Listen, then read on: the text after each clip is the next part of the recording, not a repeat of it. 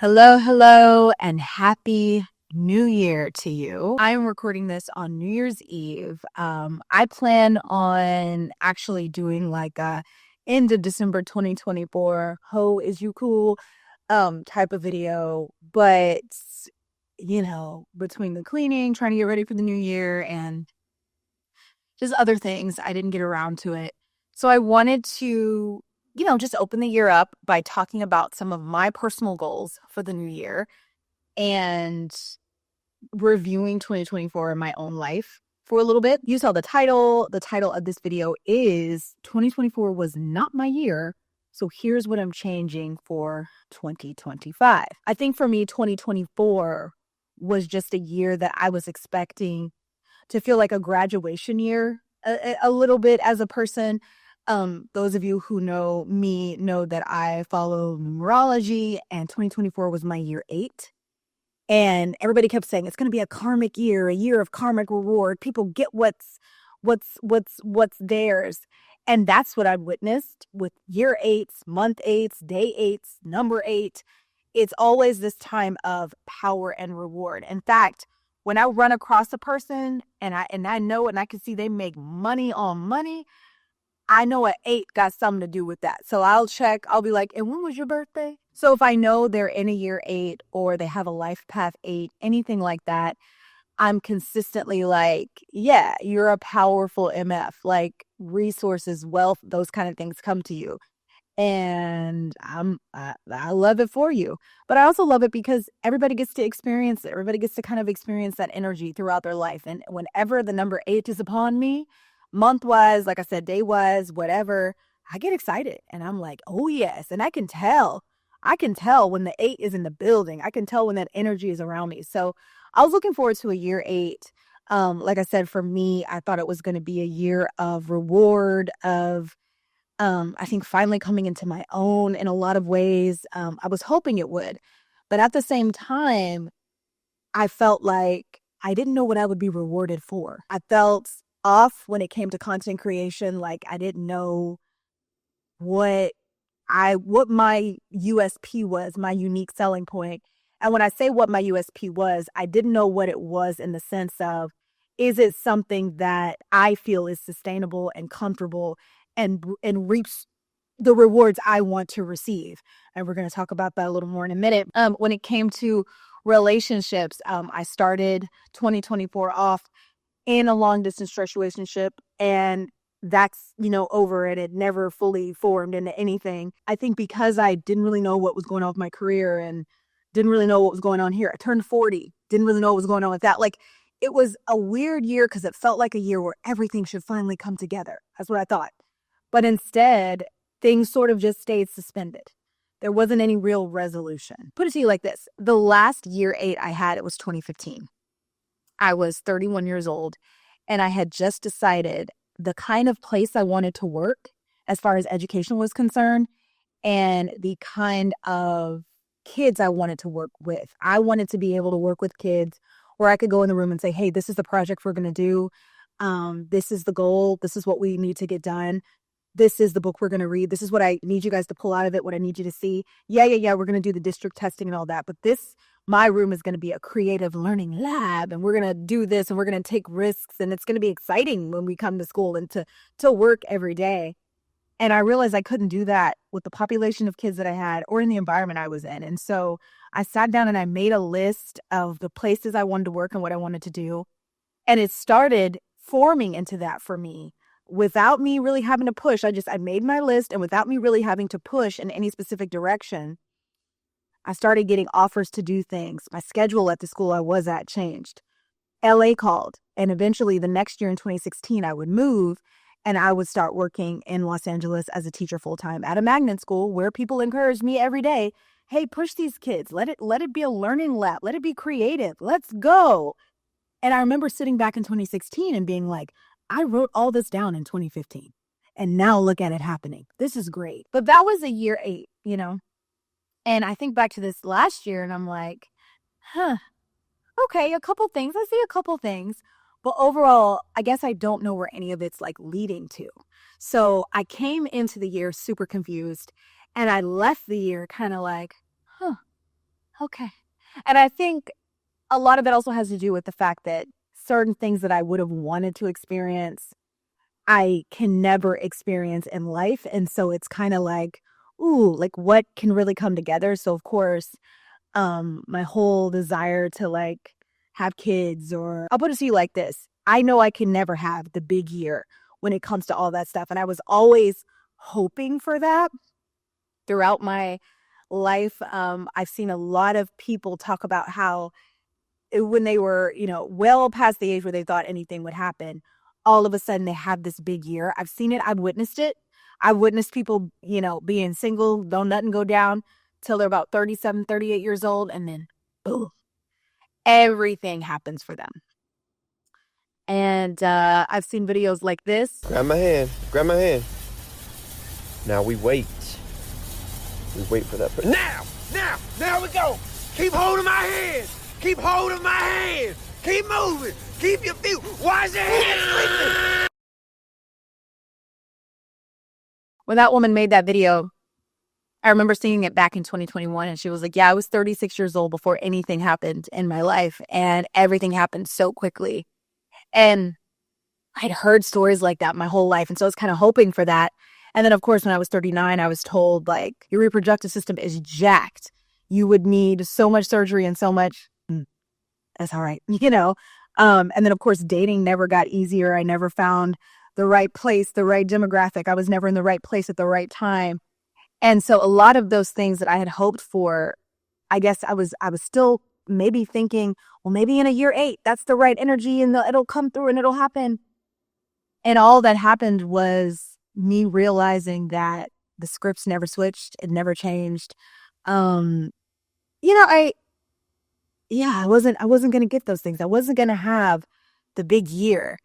And I was getting old, kind of too old for it to unfold in those ways. And so I think it's harder for things to come together when you don't even know what can come together anymore. It's like, what can I still hope for? What does life mean now?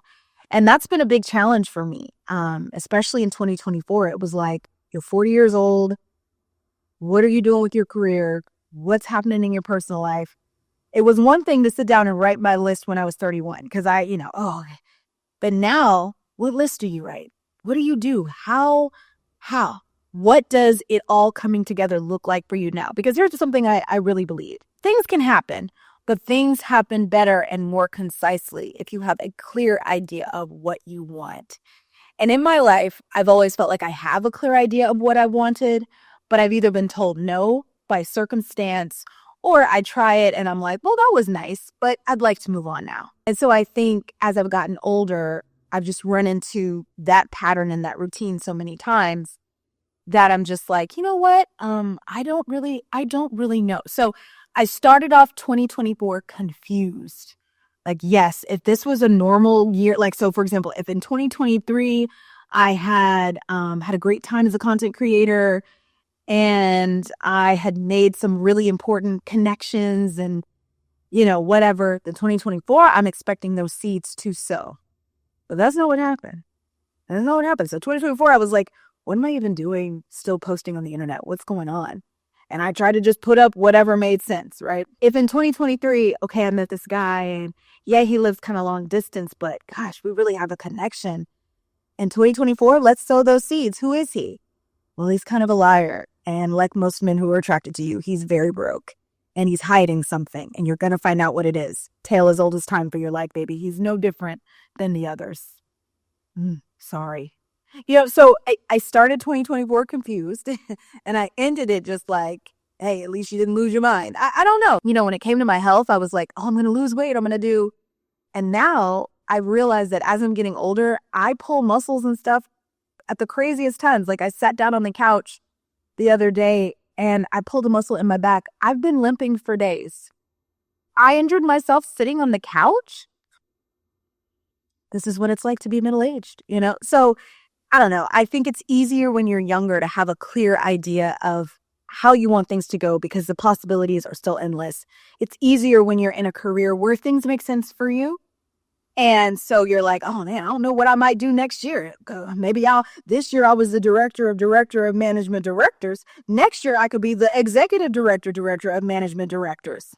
You know what I mean? When you see the path and when you truly are aligned with where you are, possibilities are endless. But when you're kind of just like me, I see myself in this image right here. And she is sitting on top of all of the hopes, all of the dreams, all of the things that I've tried in my 40 years on earth. And she's just trying to figure out what the hell is next. Let's start off with career. So like I've said many times, I've been questioning what in the hell I'm even doing with this whole thing since about 2022. Since my first video, I should say, that a lot of you know me from, and I know a lot of people still follow me from way back in the day, when I made that video talking about pretty privilege, which, by the way, the conversation rooted its ugly head again in 2024 with people talking about the downside of it and this and that. And I said, I'm keeping my peace. I'm staying away from that thing. And I did. But it's a conversation that doesn't go away because people are obsessed with the idea of privilege, of somebody getting something more so than someone else. People are obsessed with feminine wilds and male wilds and how attractive people don't seem to have to play by the rules. And people are also obsessed with telling their own truth. And we saw that with a lot of people coming out and saying, hey, I have a hard time making friends with other women because they're jealous, or hey, like I get harassed or this or that, so it's a conversation that has a lot of nuance. It has a lot of different directions it can go in. It does so well on an algorithm. I saw somebody post on Threads the other day where I see people get paid. I know people get paid on there for engagement, but someone posted, what is a sign that pretty privilege is real? And I was like, oh, how lazy. Come on. Are we still doing this? And underneath like in the replies, it was a bunch of people, I could tell their engagement was going off. I didn't even read the replies. I could just see how many responses they got. And I was like, oh my God, like I didn't know when I first posted about it that the algorithms love that damn topic so much. I didn't know, but they do. And yeah. However, ever since I posted that video, I know a lot of people still follow me from that. And I know that because if I post a picture online to this day, I'll still get someone saying, are you sure you don't have pretty privilege? Are you sure? No matter how many times I talk about the fact that, anyway, yeah, I'm sure. But yeah, from the beginning of what I posted that, I realized that a lot of things about the internet. And one of the things was my USP, my unique selling point, was definitely something that was going to hurt me in the long run rather than help me. And by unique selling point, I just mean what sets me apart from other people who show up online. And my whole thing has always been, I'm going to be real about some of the stuff that sucks. We've got a lot of people out there who could take you through the top 10 ways to be the most confident of the confident confidence you ever confident. We've got a lot of women who can, take you through, this is how I got a high value man and this is what you need to do. We got a lot of people who can take you through, I'm happily child free and everybody hates me. Here's how I spend my fabulous child free life. We have a lot of people who could take you through, black men are terrible and they're trying to kill us. Here are all my videos about it. We have a lot of people who can take you in a lot of different directions. But my whole thing was, hey, as a person going through life, these are the kind of things that bother me, and these are my solutions for dealing with them. And sometimes I don't have solutions, but I want to talk about it somewhere. So I'm going to talk about it here. Hey, maybe you can relate. And what I saw was very quickly, I was labeled as a woe is me creator. In fact, in the comment section of this video right here, someone asked in the comments, they said, I don't understand how you don't have more subscribers. And I've been said this from the beginning. You're going to catch more flies with honey than you do with vinegar. My content to a lot of people is vinegar. They don't want to hear, I don't have pretty privilege. Vinegar. This is what to do when no one talks to you when you're going out at vinegar. It doesn't matter how many people can relate. People just they don't necessarily want to hear about the problem. They want to hear from somebody who doesn't have the problem, who always lives in the solution. And this is not just with my content. I think this is for Black content creators in general. And before I get into why I think that is, I want to share something that I've never shared before. This is an email that I received in April of 2022 from a person who was subscribed at the time. I don't think they're a subscriber anymore. I told them to unsubscribe after they sent me this email, but I don't remember why they thought I needed this information. I probably mentioned something about something in a video. I don't know. But this person went into detail. She identified herself as at the time, 47-year-old single Black woman.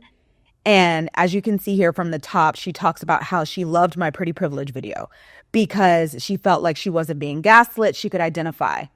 And then she goes through and she talks about how horrific and terrifying it is to see someone presenting these disgusting experiences that I would tell my stories about, things that I'd been through, especially because as a Black woman, she could see herself in the same experiences. She talks about how when I get nasty feedback, it's from people like her who do not like how I represent the Black female experience. And of course, I'm summing it up. You can pause to read it here, excuse me. This is a common sentiment that I have received consistently since I started sharing myself online. And since I've spoken out more about how things like this make me feel, I don't hear about it as much, especially in my videos that I guess aren't triggering. So that would be any video where I guess I don't talk about a man. I don't know. But I've read this a lot, sentiments like this a lot in my time on the internet.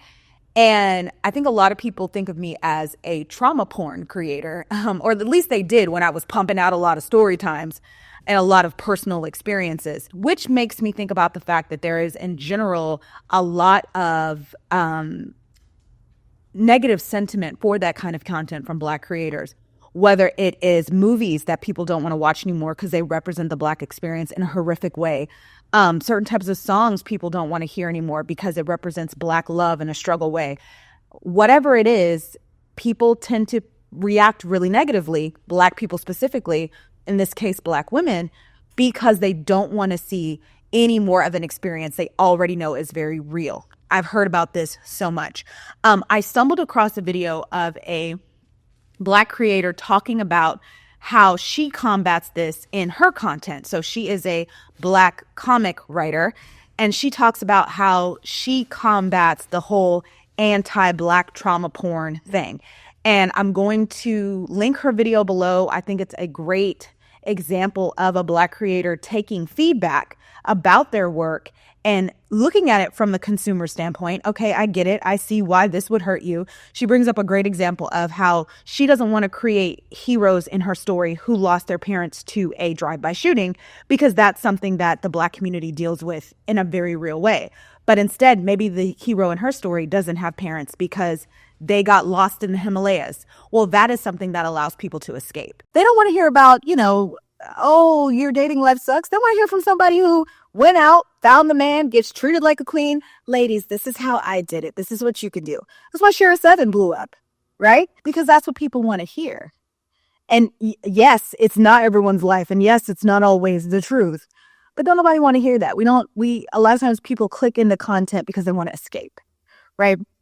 Anyway, so in this comment section, somebody said, why don't you have more subscribers? I've been known to answer, but somebody came in and they said, I don't know. I've watched a couple of her videos and honestly, she just gives off this very woe is me. Everything is terrible. And I just don't like feeling like that all the time. So I don't subscribe. I watch some stuff, but I'm not really into it. Now, this is a combo that happened live and in the flesh. It's not just me reaching, and me harping on the negative, but it's people having a real conversation about my content. Like I can't read it. And, and the conversation was relatively tame. I've seen much worse stuff, but I realized very early on that when it came to me, unfortunately, people fell in love with the woe is me. Unfortunately, when you look at my analytics, that's the stuff people watch. Take my Vlogmas, for example. 9,000 views compared to me complaining about a man, 70,000 views. Like, it is what it is. When it comes to my content online, when I've attempted to talk about even storytelling, and I'm going to get to that in a second, but when I've attempted to talk about, oh, hey, this is me solo traveling, 15,000 views. But when everybody is single and it's not our fault, 125,000 views. Something else that was brought up in that comment section was the fact that I may just be posting the negative parts of my life because I know it will get clicks. And so, first of all, as you can see, that is literally what people will watch. I could make a video about painting my nails and finding a great nail salon, and it will not clear 10,000 views. It just, people just aren't interested. And I don't want to say everybody's just not interested, because clearly people watch my other content. And thank you guys so much, by the way, for watching the Vlogmas content, those of you who enjoyed it and those of you who request it. But if I want a payday, unfortunately, leaning into the negative, leaning into those problems, leaning into my USP for this account is how I'm going to get it. And it's not just my page. I did a little bit of research into the popularity of negative content in general. A lot of commentary on the internet has that lilt to it. And I wondered why these people, these accounts blow up and they do so well. And this is a perfect example right here. This young woman, she does commentary content tearing apart influencers. In fact, every video on her page is shouting at influencers for something that they're doing wrong. Now, I'm not trying to knock her hustle. Baby girl, get in how you fit in. And she gets in very well. I'm looking at the video views. I know she gets money. Absolutely. YouTube definitely pays the bills. Okay. However, I do have an issue with people making all of their content about bashing other people and influencers and what they're doing wrong when she too is an influencer. She does pay promotions, etc. I think. And even if she doesn't do it, there are other people who create content like her, bashing influencers and tearing them apart for their terrible behavior, which I'm not saying doesn't need to happen. I'm not saying they shouldn't do it. I'm just saying it is a very negative style of content. If you look in the comment section of "I'm not a girly, not yet an auntie," oh, well, she's so negative, and why can't she just focus on the positive parts of her life? Unfortunately, human beings on the internet love to bitch. They love to rant. And I think the reason why creators like the woman I showed you and like these creators here, because she's not the only one that does that kind of content. The reason why they do so well is they give people a place to rant about a common enemy. What did Wicked teach us? People band together and create community over a common enemy. And a lot of people in society hate influencers. I don't really care either way, or, I don't think of myself as an influencer. I think of myself as a content creator who occasionally does promotionals, very occasionally, like twice a year. But I do respect the job. I know it takes a lot.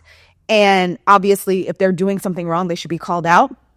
But I don't hate them, but a lot of people do. So if you make your entire platform about tearing down a group of people that a lot of people hate, you're going to create a platform. However, if you just make your platform about tearing down and poking fingers at yourself, number one, if it offends other people who identify with you, like that woman who wrote me the email, in you, I see myself, and I don't like our experiences being paraded around that way. That's why you'll never have a career, whatever she said to me, right? That's going to be a drawback. If you're doing something and the group of people that you represent don't like it, oh well, you're not enough. You can't be a common enemy by yourself. You know what I'm saying? And I think the videos that I make about dating being hard, especially the one that I made this year that got over 100,000 views, first one of my videos to do that in a long time, I think they did well because of the fact that a terrible dating world is a common problem that a lot of people can relate to. And so I just want to point out, even if I was talking about certain things for clicks and views, who can blame me when audiences have shown me over and over again that that's what they will watch? And it's not just this channel. It's a lot of channels on YouTube. People watch them because they need a place to come together and complain, whether it's about a common issue or a common enemy. Unfortunately, that is the reality of social media. And the people who can make content and bring people to their page that don't do that, I'm definitely a fan. I look up to them. But that ain't me, at least not now. At least not right now. We'll see what 2025 brings. But I just wanted to point that out. I very much believe that being a content creator is performance art. You got to choose the role you can play that's going to benefit you in the greatest way. And for me, the role that I've chosen to be open about those things that make some people go, "Oh, you're always complaining." It definitely aligns with a certain audience, but it has limits. It has limits. And I've known that from the beginning. So reading that or seeing that in a comment section, excuse me, and it didn't come from me. Because I remember back in the day when Pretty Privilege hit 1 million views before I took it down off the platform. So I was tired of people coming to my channel for that because the algorithm loved it, baby. They were going to keep pumping it out. But before I took it down, when I would say that video wasn't great for my career as a content creator, I would get so much pushback from people who aligned with it. Woe is me can only take you so far. And while I understand that we need a place where we can have these conversations, I also understand that as a content creator, I'm judged for being the one that has them. And as a result, that is my brand. That is what people see when they see me coming. That's what people hear when they hear my name. And yeah, it means you don't get to go very far, which brings me to story times. So, and one of my Vlogmases, the very first one, and y'all, that first Vlogmas that I did, I was, so I thought I had more material, but I ended up, I was like, okay, I've got a little bit, but it was only 12 minutes of material, 14 minutes maybe. And I was like, okay, I have some opinions about some pop culture stuff. I'll just slap that on at the end. And I ended up talking for 30 minutes. And I'm so sorry it went on for so long. Oh, it went on for a long time. But the first comment that I had under there was someone asking me, hey, can you just do more story times? Now, I've been asked this before. When I first started doing content as a creator, I realized that in addition to the woe is me content, and by the way, I'm using that term facetiously. I don't think of it that way. I don't think talking about the downsides of the human condition or even the downsides of my life is me saying, woe is me. I think it's just me being honest about how I feel and refusing to go and be a high functioning, depressed person. That's never me. Someone said once, they said, they'll never say about me, I suffered in silence. I suffer loudly. Everyone's going to know what I'm feeling. And that's kind of how I am. And if you don't want to watch it, you don't have to watch it, you know? But outside of that content that a lot of people label woe is me content, feeling sorry for myself, woe core, if you will, I found that people also liked listening to stories, especially if the stories were tied to that kind of content. So if I was like, dating sucks. Let me tell you about how dating sucks. I was going to get views and I was going to be able to make some money on this thing. And so I was like, cool, especially since I've always loved storytelling.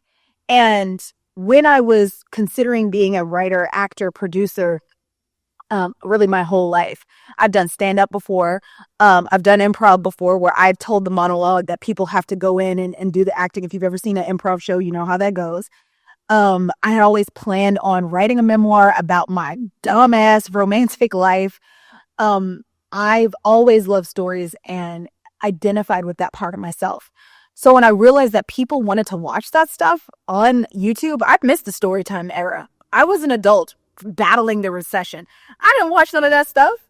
So it wasn't until I started posting that I realized that, oh, people like this. And damn, I got a lot of these stories. So I started telling them. And I had to pull back from it.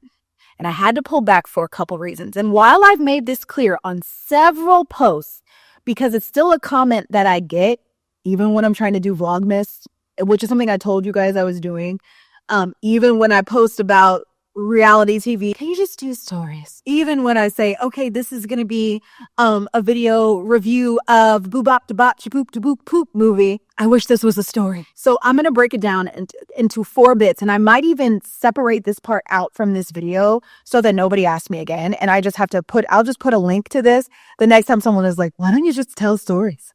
Just let this be stories all the time. So let's talk about it. So the first thing is your stories become your brand.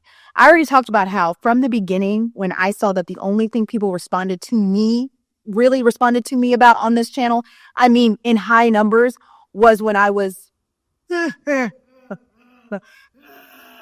that's what people sign on for. That's what made them click subscribe.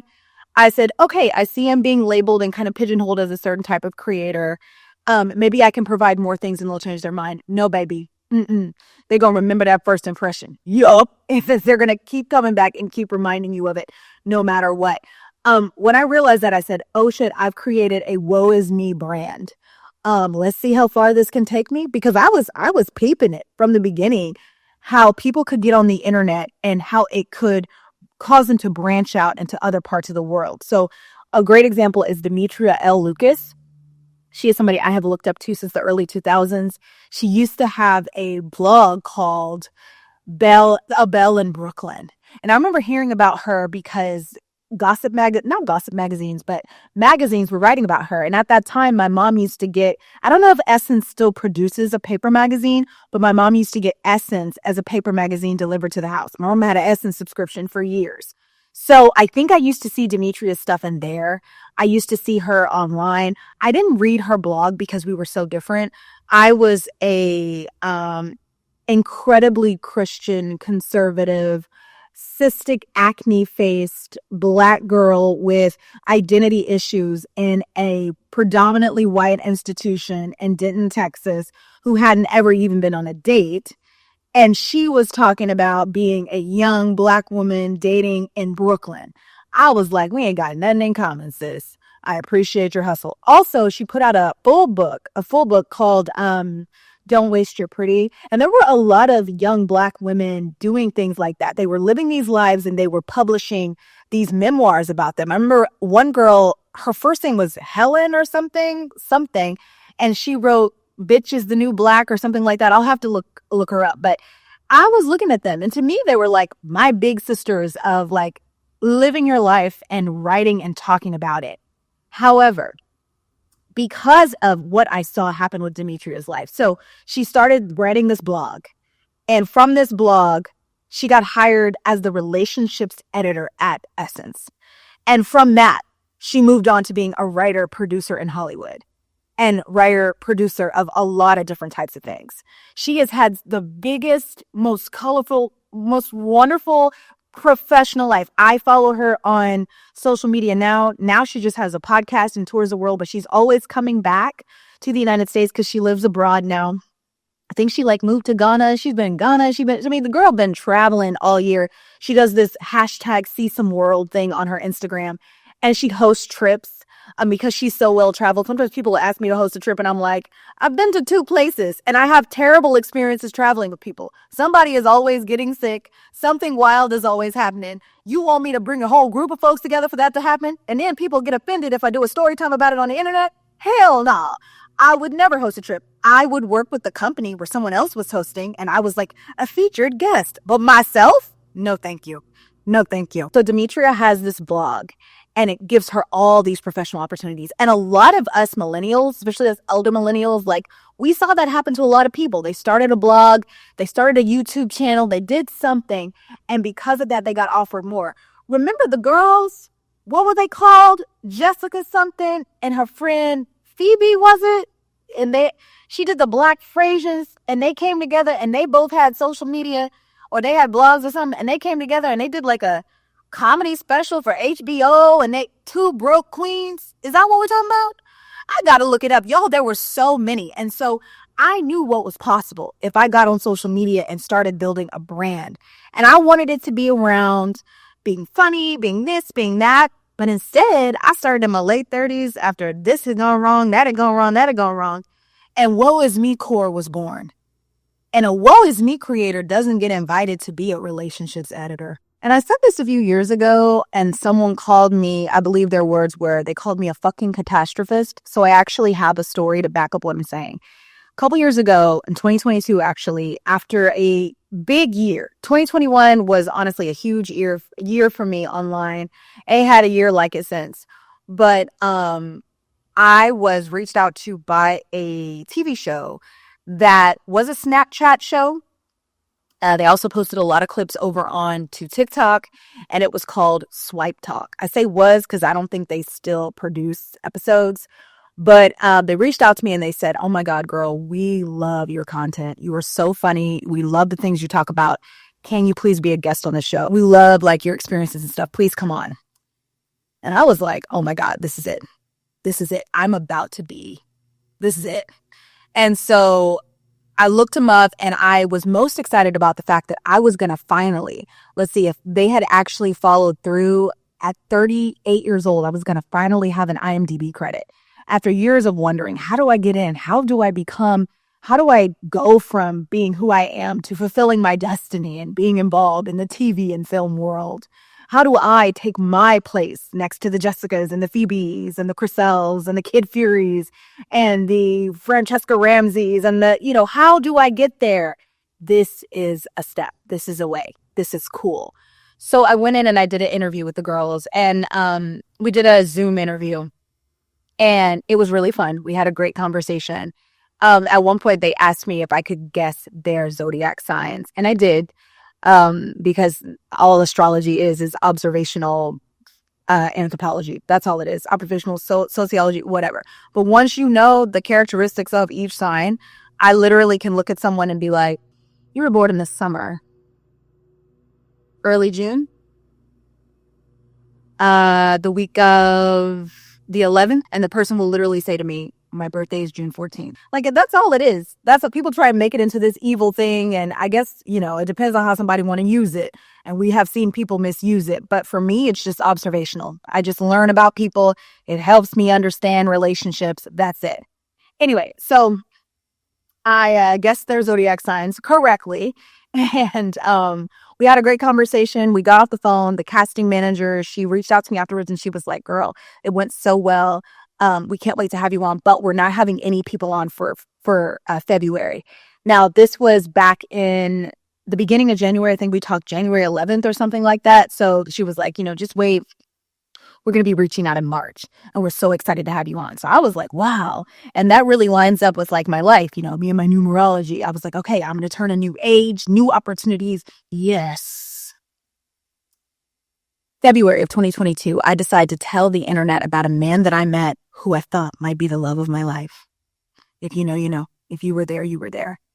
Within hours, the story racks up like 100 or 70,000 views, I think, within the first 24 hours.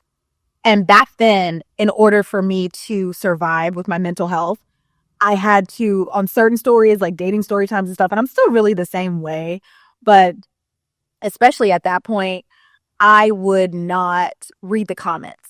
I would just focus on, are people watching it? Do they seem interested? Whatever. And I would move on. And I've told this story a couple times, but it was really such a traumatizing and jolting thing for me that I don't give a fuck how many times I tell it. I need people to understand, like, this is why I be closing my mouth and why I suggest people use discernment before you open your mouth on the internet. Somebody told me, "Hey, check the comment section. It's not going well." I was like, "Oh, okay." So I went and looked. Attack, attack, attack. You're so stupid. You're such an idiot. This is why your life is the way it is. Nothing's ever going to get better for you. You just make the dumbest decisions. Look at you. You're an idiot. You have this psychological disease and this and this and this is what's wrong with you. And oh my God. And I took it down. And then I got DMs, "Girl, why you take it down?" I was laughing. I thought that was great. So I put it back up. I think it was up for a solid calendar year, and I finally took everything down in March of 2023. But in that time, it racked up 360,000 views, and all of the comments were always the same. It was one of the most hurtful things I had ever experienced in real life or offline. And that moment, I was so grateful that nobody I talked to in real life really watched my channel, and I was grateful for that, because when people I knew in real life would watch the channel, they read the comments. I would get calls, "Are you okay? Hey, you don't have to do this. Do you want a job as an English teacher? Like, you can always come back. Like, are you okay?" It was not a good time. Not only did that happen, but I never heard from Swipe Talk again. Now, I talked about this over on my on my Patreon in 2023. And I had some people say, "Hey, I worked in production before. You never know if things change, you never know why they never call you back." Like, it is what it is. You don't assume it was you.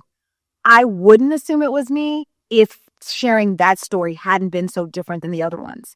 In the other stories that I shared before that, it was, "Oh my God, this is so funny." And, "Oh, wow, but in sharing that story, I realized that I was becoming the internet's clown. I was a punching bag. I was something that people laughed at. Nobody was laughing with me. They were laughing at me. People weren't watching me because they could relate. They were watching me because I was a train wreck. And not only that, but I mean, it made me feel disgusting. It was terrible. I've talked about it several times. I will never forget that day, that week, that month, how that felt. And I learned a couple things. The first thing was, like I was saying, your stories become your brand. So unlike the people I looked up to from the early 2000s and the 2010s, my storytelling was not going to get me hired as the relationships editor anywhere. Like I said, I never talked to those people again. They never reached out. And I think, yeah, they never reached out again after that. Um, yeah, it taught me so much. So your stories become your brand. The second thing it taught me, is relatability is a scam. It is a scam. And a lot of content creators will tell you this. People want to relate to you and they like you because they find you relatable until you do something or say something that they no longer align with. And then it is, you're garbage, get away from me. I experienced that this summer with the story I told over on my Patreon. I saw how people were responding to it, took it down immediately. It's cool. We don't have to be on this level with each other. And I say this summer, but last summer, because people were all out of pocket with that. It made me realize that your personal life should not always be content, which is a huge lesson that a lot of creators have to learn. Everything can't be content, and everything that happens in my life can't be content, because people will say, oh, I relate to you, until something happens that they don't align with. And then you are the dumbest bitch that ever walked the face of the earth, and they don't have a problem saying that to you. They relate to you until they don't. The next thing when it comes to storytelling is it ever really truly ethical to tell certain things? So whenever I tell a story and it involves people and places and things in my life, I always have to consider what happens next. So I like to tell things that happened in my past. So when people ask me, why can't you just tell more stories? Sometimes enough time hasn't passed. More time needs to pass before I speak on these things. Are these people still in my life? Do I still want them in my life? Are we going to be able to repair this, or is this behavior that I've seen that isn't really going to change? Was this a one-time thing, or is this something that is going to continue because this is a part of my actual reality? So for example, me telling my story about the girls from Joshua Tree, by the time I posted that, we hadn't been friends for about 4 years. I think we're good. It was a terrible trip. We're good. But the amount of people that have come after me for talking about things that are ongoing in my life, specifically if it involves people that I was friends with, I have really sat back and had to ask myself, is it ever ethical to discuss things that happen in your life? And I try and have a set of rules. So like I said, the story has to be more than 2 years old. It has to involve people that I don't have any connection with on social media. I've never been tagged with you. I've never whatever. The story has to be something that if the person found it, I would be okay and I would be willing to accept whatever happened as a result. And sometimes that's for people in my real life and people from my past. And I got to go through that checklist because I have been burned by the process of sharing content that other people have issues with on an ethical level, especially when it comes to discussing friends, which is crazy because in real life, I have held space for some of the gossipiest bitches. I have listened to them talk about their mama, their daddy, their sister, their cousin, their brother, their uncle, their son, their mom, everybody. Because I understand that a lot of times, especially in our close friendships, our close relationships, there could be dynamics that are disappointing, upsetting, tough. Friction can arise. A lot of times, especially if you've known people for a long time, you tend to endure certain behaviors and certain realities, even when you maybe should have walked away, but you didn't because you don't want to abandon a relationship. And people always talk about, oh, you can choose your friends, but you can't choose your family. Well, a lot of times we just take the friends that have been offered to us by life. So let's say you guys both went to the same school together and you kept in touch all those years. And you never really sat back and thought about, are we a good match for each other? Like, should we even still be friends? But you're friends because of longevity. Let's say you both met in a group together and you were just nice to each other. So you started hanging out. Some people I have found are very intentional about wanting to be your friend, just like some people might be intentional about wanting to date you or to do whatever. So they invest time in you. They stay around in you. They throw the whole weight of themselves behind wanting to be in the friendship. without ever even answering the question, are we compatible people? Should we be close to each other like this? Should we be in each other's lives? I have found that people practice less caution and less boundaries with platonic friendship than they ever do with dating. They've got all these rules for dating, but what rules do we follow for platonic friendship? The amount of women in my late 30s and early 40s who have asked me to come over and sleep at their house. Please, let's have a sleepover. I just met you, girl, And yet if I say, yeah, I went out, I met a man, we talked for a little while, we, whatever, we've been hooking up. I let him sleep over. You let him do what? There's this sense that because it's platonic, it's safer. When no, women can get really attached to each other in negative ways, really like it's important to practice boundaries in all places, isn't it? It's important to recognize that a lot of relationships aren't perfect. Just because you've endured it for a while or it's gone on for a long time doesn't mean it's perfect. But I think we tend to have this attitude about friendships, especially with women, being a girl's girl, being there for the girls, being there, that we don't sometimes ask, well, is this the kind of girl I want to be there for? Is this the right person for me in my life? Like, do we honor each other by really being in each other's lives? How much of myself do I have to swallow to show up for you? How much of you do you have to, are we able to be honest? I don't know.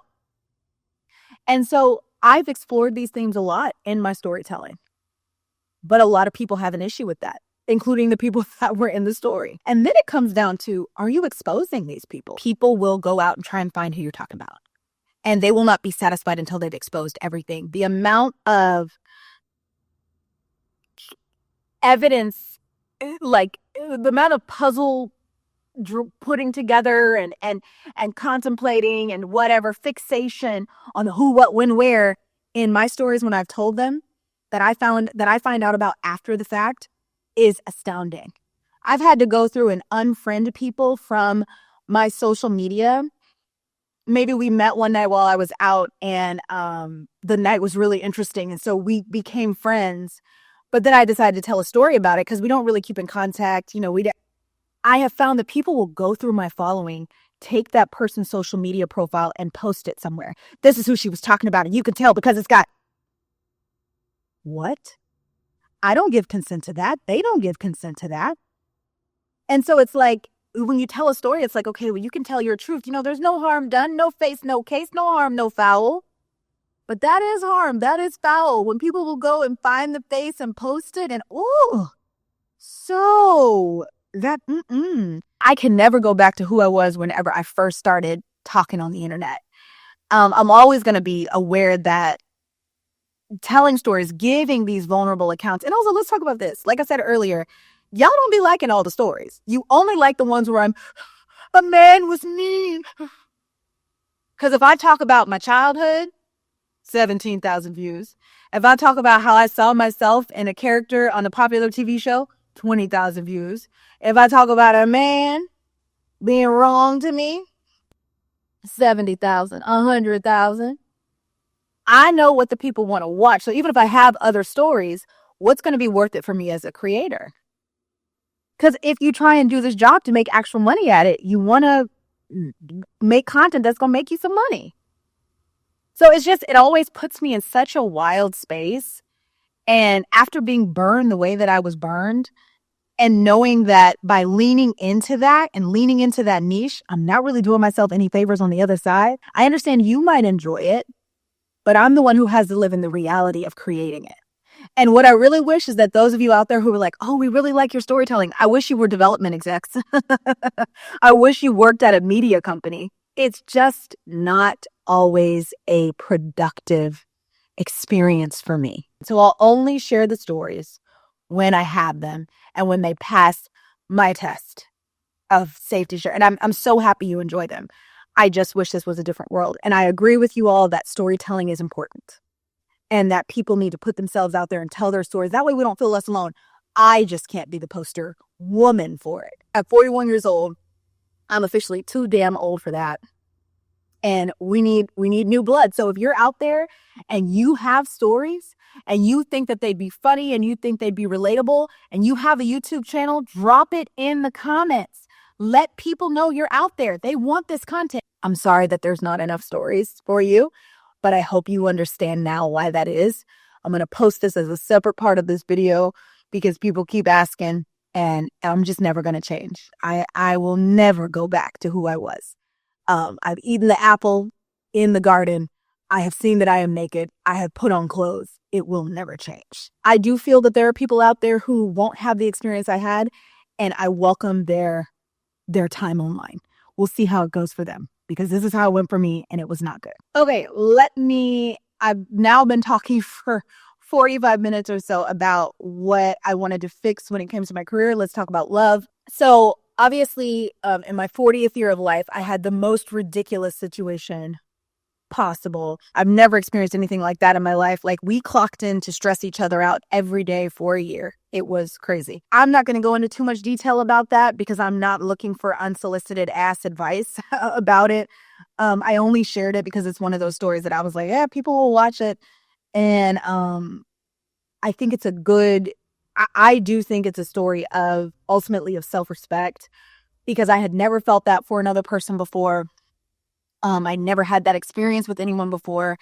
And I could have maxed out every credit card, been in the negative, took my black ass up there, never even seen that man. This was actually one of the things I was worried about was him coming to me where I was, just getting what he wanted and leaving, and me having to entertain myself in the city by myself. Like, oh, that would have just broke my heart. Not because I don't think New York is a great place. You can travel solo. I've done it. I would do it again.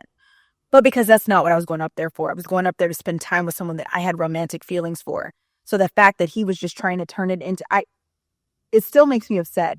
But it was definitely an experience that I did not want to have at 40. And it didn't need to be that way. And this is why I say no unsolicited ass advice, because you will have people that say, well, it started off as a little hookup. Why would you ever expect it to be anything more? Well, number one, because he wouldn't go away. He would not go away. And there was no need for him to be on me like that. And I could feel the energy. Like, I understood, like, this could be more. But number two, people start off with hookups every day. They do it every day. And people travel for sneaky links and that kind of thing all the time. Travel back and forth, back and forth. Since this happened to me, I feel like in the past year, I've gotten consistent confirmation that it didn't need to be this way, babe. So many people have shared their story of, I met this man, he flew me out, or I met this person, we swiped, I went to go see him, he came to go see me, like, we were doing this for a year. It happens all the time. And then there's stuff like this video that's on screen right now. I don't know what side it's going to be on, but where people do that and they end up married and engaged and married within a year. Stuff can happen outside of just the worst possible scenario, right? And to be real, I don't think that was the worst possible scenario. The worst possible scenario, IMO, was me going up there and spending time with him and having one of them girls or whoever he'd be involved with or whatever, find out where we were and knock down the door of my hotel. The police got to get called. Like, that's the kind of stuff I was envisioning when it came to him. So I absolutely think I dodged a bullet, but it still makes me really sad that that's what happened. At 40, baby, really? We are never too old to go through some rigmarole, to experience the most ridiculous thing in the world. If you are open to love and to possibilities, you are also open to absolute ridiculousness. Like, it's not just one or the other. Like, both can come through the door. It is a matter of luck and blessings if one versus the other, comes in. And I just want to keep that in mind going forward, okay? Final thing I want to talk about that didn't go my way in 2024 is my health. I plan on getting so fit and so fine for 40. And then I think emotionally not being in a good place, both with what I did for a living and then with this man, just being kind of confused.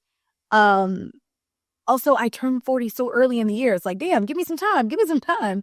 But going throughout the year, I was like, okay, fine. I'm 40 now. Let's get fit. Let's do it. And then I fell into a suitcase and bruised my knee. And so I literally was having trouble walking up and down the stairs for months. And then when I finally was feeling better, I was like, okay, let's go. Let's go to the gym. Let's work out. Let's dance. Then I hurt myself again. So I never really got to physically develop the way I wanted to this year. And just in general, I wasn't able to focus on my health and on me a lot because energetically I wasn't there, mentally I wasn't there. And then whenever I would do something, I would overdo it or something weird would happen. And so I wasn't able to get the results I wanted. All right, now I bitched, I've moaned, I've complained. As I like to do, I like to put my solutions after. So the first thing I'm going to say when it comes to career, the biggest lesson I learned in 2024 is there's always money in the banana stand. When I say there's always money in the banana stand, I am referring to Arrested Development from the year 2003. There used to be a show on TV about a family, rich family. If you saw it, you saw it. And they had this banana stand, okay? And they also had a dad who liked to steal a lot of money. So he's in jail for most of the show. And he's a real estate investor, so he's Arrested Development. But also a lot of the family is like behind in their development in life. So their development is also arrested. Very, very quirky, very well-written show. Redefined my whole life when I was a little girl. I thought it was amazing. A little girl, I was 20, or 19 when it came on. But in the show, they have this banana stand, like I said. And one of the sons, Michael, he hates it. He had to work there when he was a teenager. He has a kid. He makes his kid work there. He just hates it. And so he tells his dad one day, he goes to visit him in prison. He says, hey, I burned that banana stand down. You're not going to be able to control me and control what I do anymore. You're in prison. You can't make me work there. You can't make my son work there. And the dad is like, why would you do that? There's always money in the banana stand. And Michael says, you know what? You've been saying that since I was a kid. I don't have to listen to that anymore. What does that even mean? And the dad says, there was $300,000 lining the wall of the banana stand. And that's when you realize that he's been saying this thing that everybody thought, oh, whatever. Of course, there's money. We sell our little bananas. It is what it is. But what he meant was, nah, fool, there's real money in there. That thing has value. It has worth. And that's how I feel about my content journey. I let go of ever getting to 100,000 subscribers. I found this website that influencer agencies use to grade you. You can look up what you are. My grade as an influencer and content creator was a C-.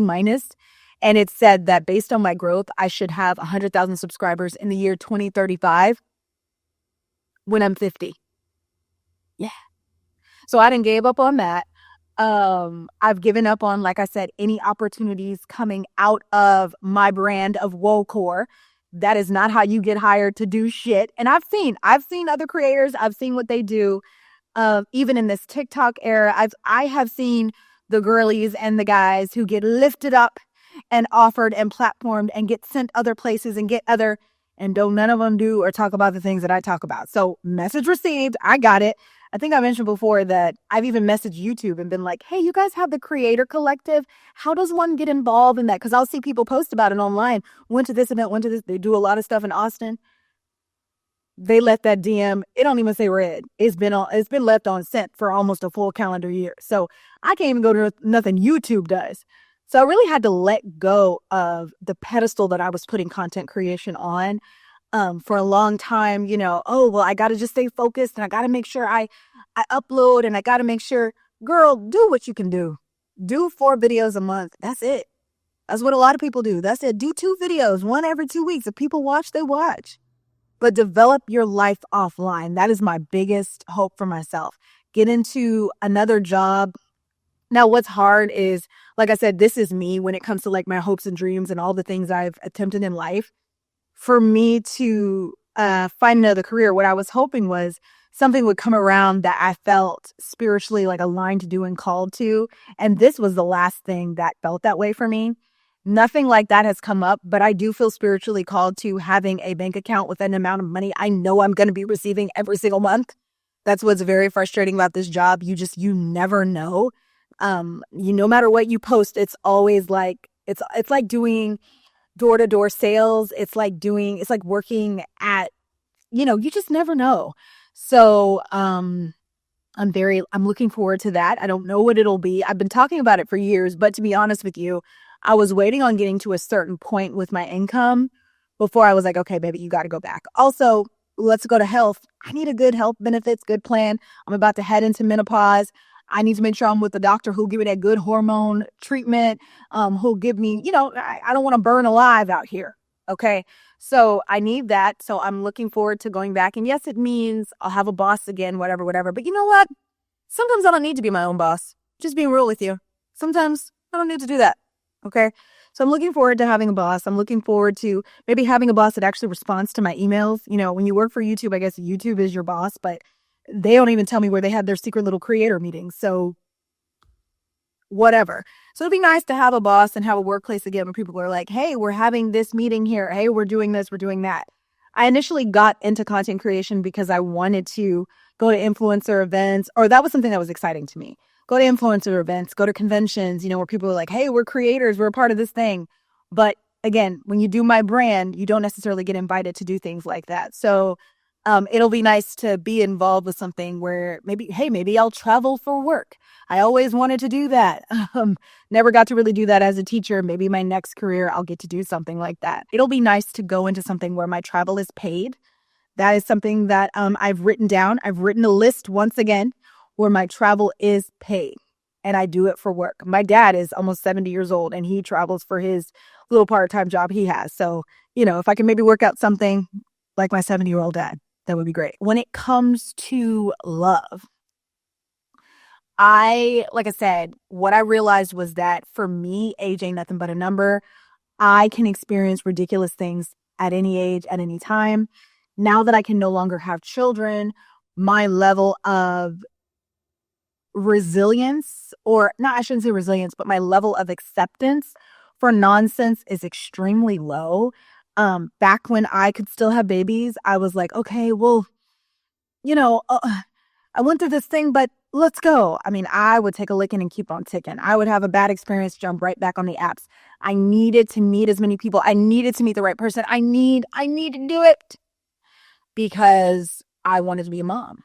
Well, now that I can't, I don't need to do shit.